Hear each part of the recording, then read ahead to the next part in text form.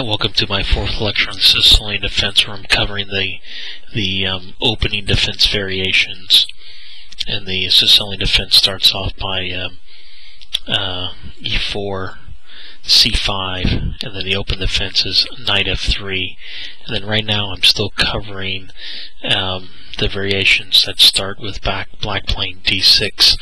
And I actually, when I watched through my last lecture, I noticed I forgot to mention why does black play d6? Well, plays a d6 for a couple reasons.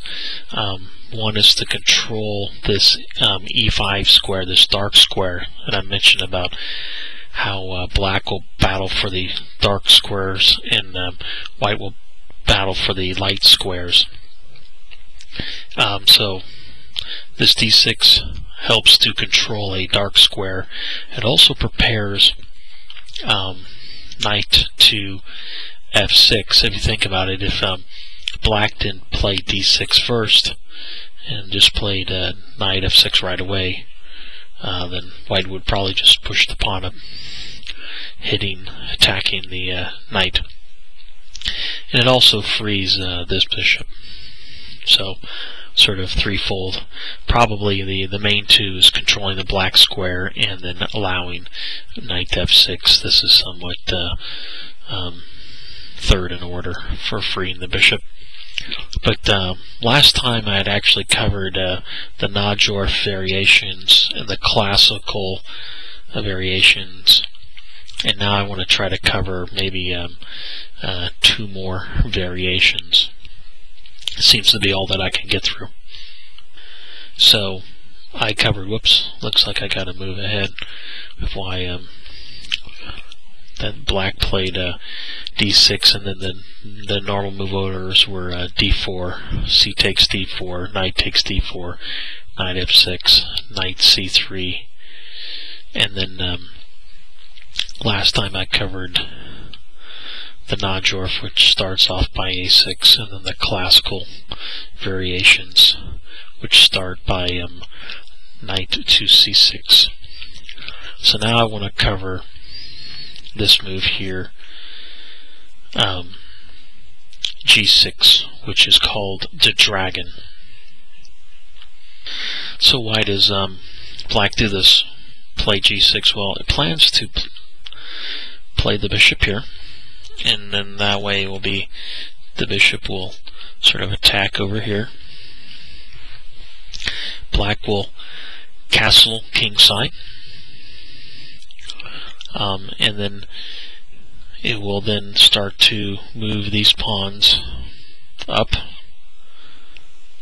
Yeah, I should just put it all the way down. So then it will roll these pawns down,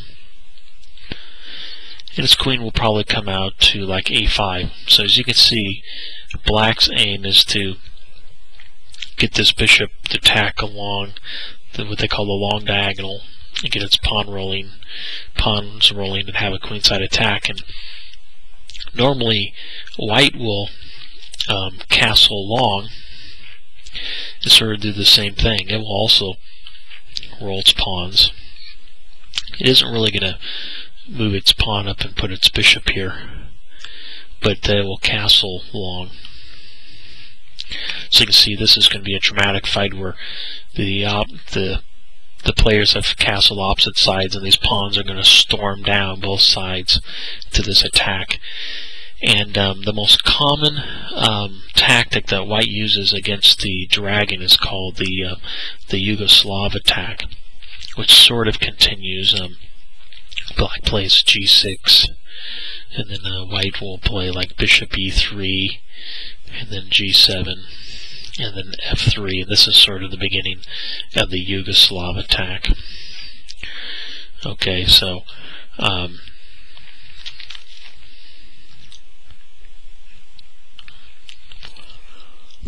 black's going to castle,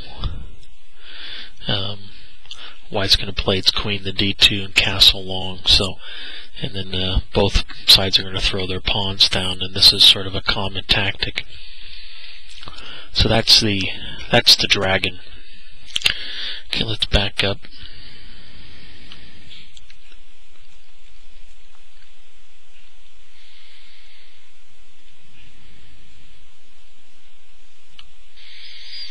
oops, too far,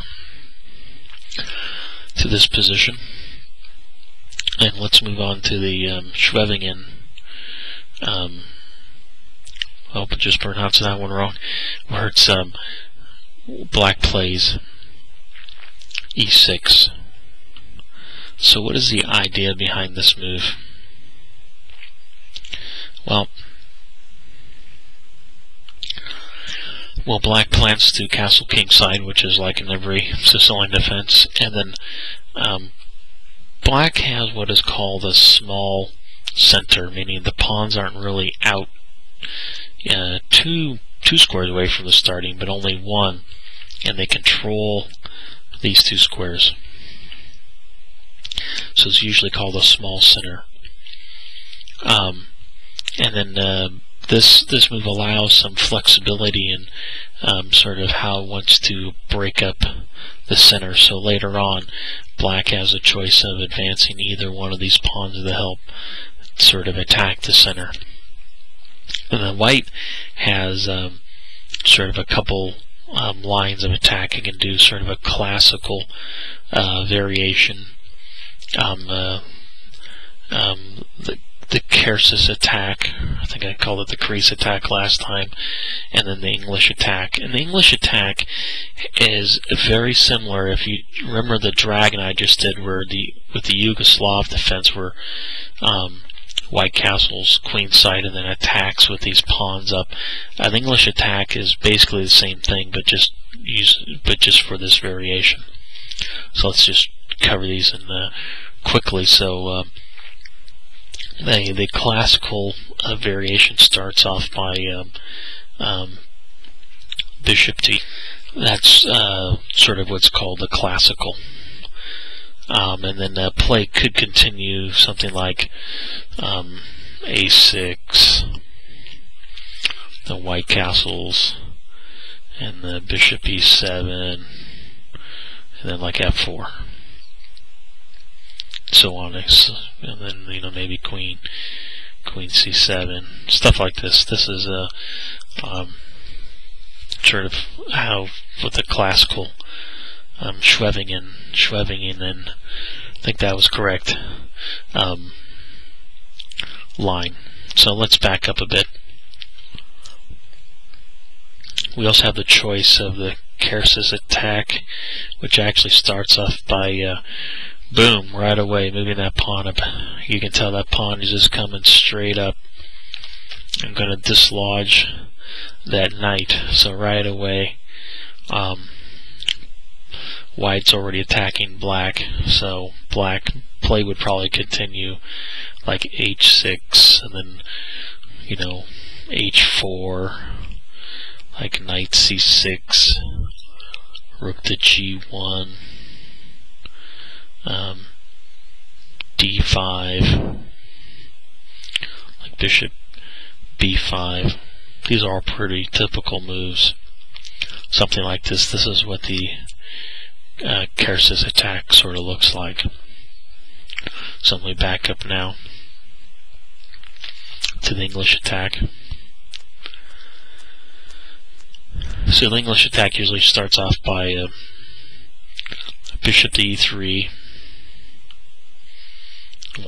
black plays, like a6, f3. Notice how this looks like something like the dragon, somewhat has similar ideas. b5, g4, h6, queen d2, bishop b to d7, castles long. So hopefully you get the idea. I mean, it looks very similar, this English attack. So that does it. That just about does it for this lecture. And just maybe to cover them all again, here they are, the last two lectures of what happened. So this is sort of the Sicilian defense. Then we start by d6 here. Then these are the normal move orders. And then we covered, these are the ones we covered. I covered the Najor from the classical in the last lecture. You can sort of see the percentages, and these are the moves. And then just now covered the dragon and the Scheveningen variations with the sort of 3 sub-variations of that one. Okay, in my next lecture I'm going to cover, moving up my little notes, the responses now in the open defensive when black plays knight c6